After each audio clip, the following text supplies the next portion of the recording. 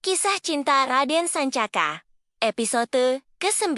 Setengah dari Julua Lastri terasa menghilang semenjak ia ditinggalkan pergi oleh sang suami. Waktu sepekan telah berlalu. Raden Sancaka tak pernah datang untuk kembali atau sekadar memberikan kabar kapan dirinya akan kembali. Ketika Lastri mulai berpikir kalau kelembut itu sudah ingkar janji dan berniat untuk mencarinya ke dalam hutan, keesokan paginya, saat melewati rute yang biasa dilaluinya, setiap mencari kayu bakar, Lastri menemukan tumpukan kayu kering yang sudah terpotong rapi dan telah tersusun membentuk gunungan-gunungan setinggi pinggang yang cukup untuk dijual. Sampai 1 minggu ke depan seandainya kayu-kayu kering itu tidak ada pemiliknya, dan Lastri bisa memiliki itu semua. Tergoda untuk memastikan hal itu, Lastri memeriksa ke sekitar guna menemukan siapa pemiliknya. Jika ingatannya tidak salah, selama ini tidak ada warga yang datang ke area itu guna mencari kayu selain dirinya dan Raden Sancaka. Usai berputar-putar, tak jauh dari sana, tepat di balik pohon jati berukuran besar yang menjulang gagah di antara pohon jati lainnya, tengah berdiri sesosok pria asing berpakaian kerajaan yang mengingatkan Lastri kepada suaminya. Pria itu memiliki rambut ikal sebahu, sama halnya dengan Raden Sancaka, mengenakan selendang hijau di bahu kirinya, blangkon, dan juga celana kerajaan selutut tanpa alas kaki. Yang membedakan mereka adalah, pria itu terlihat sedikit lebih tua dari sang suami, tidak mengenakan mahkota, dan memiliki kumis yang tebal sedikit mengerikan. Saat Lastri hendak berlari kabur karena takut, pria asing itu buru-buru memberikan salam hormat dan memperkenalkan dirinya sebagai Pandu, salah satu pengawal kepercayaan Raden Sancaka yang diutus untuk datang ke dunia manusia. Raden Sancaka memintaku untuk membantu Raden Ayu mengumpulkan kayu-kayu itu agar bisa dijual. Pandu melaporkan dengan gaya formal dan penuh hormat. Namun, sikap itu tak bisa mengikis sepenuhnya kesan nada angkuh yang menjadi aksen khas bangsa lembut. Mendengar nama suaminya disebutkan, Lastri membeliak dan seketika mendekat, seakan telah melupakan rasa takut yang semula sempat menghinggapinya. Raden Sancaka, suamiku, pekik Lastri girang tak bisa ditahan.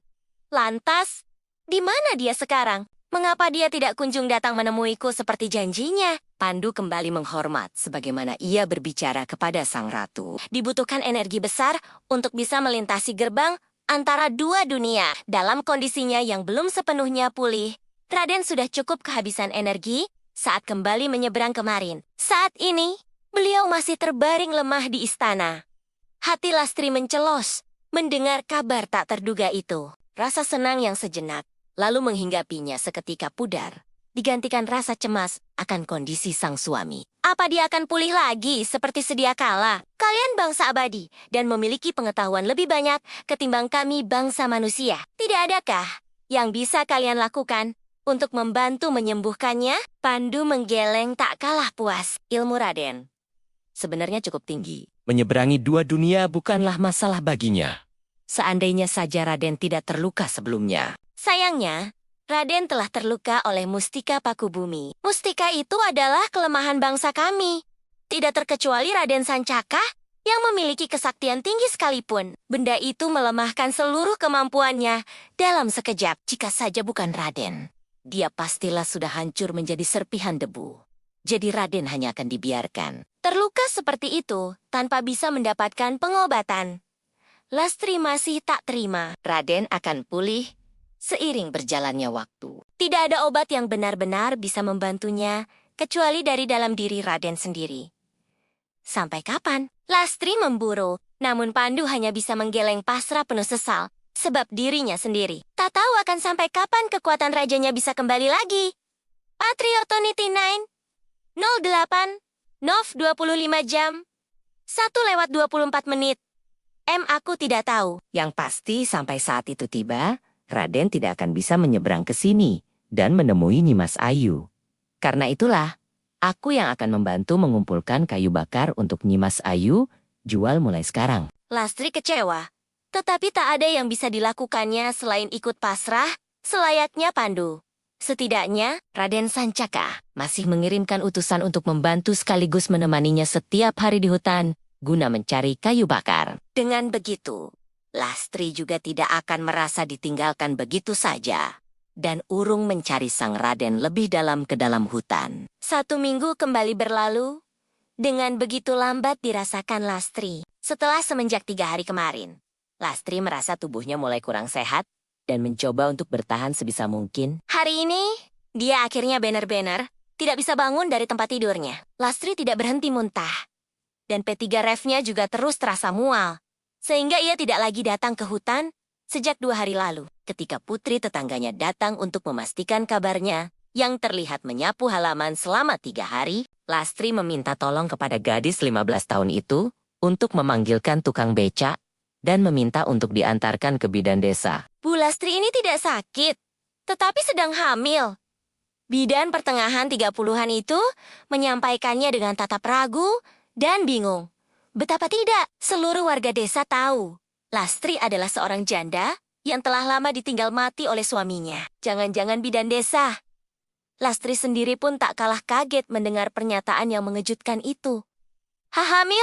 Lastri mengulangi meyakinkan. Ia sengaja memelankan suaranya dan memberi isyarat kepada sang bidan agar ikut memelankan suaranya supaya tak terdengar sampai keluar, bukan tanpa sebab. Di desa Genukwatu masih amat menjunjung norma kesusilaan. Sesiapapun yang ketahuan kumpul kebo, apalagi sampai hamil di luar nikah, sudah pasti akan jadi bulen-bulenan gunjingan masyarakat bahkan besar. Kemungkinan akan diusir dari desa lantaran dianggap bisa mendatangkan balak bagi desa. Lastri tak ingin hal buruk itu menimpa dirinya. Demi apapun. Sekalipun ia tidak pernah melakukan perbuatan yang menyalahi norma. Sebab, secara gaib, dirinya sudah menikah dengan bangsa lembut. Pokoknya, Lastri tidak ingin pergi meninggalkan desa dengan cara yang amat memalukan dan mencemari nama baiknya. Lebih-lebih ia memiliki kemungkinan besar tak lagi bisa merawat kuburan kedua orang tua dan mantan suaminya. Jika sampai nanti diusir oleh warga yang tak percaya dengan kisah pernikahannya. Bu Bidan, tolong jangan ceritakan masalah ini kepada siapapun ya. Lastri meraih kedua tangan bidan yang masih termangu di depannya dan meminta dengan nada memohon. Saya hamil bukan hasil kumpul kebo.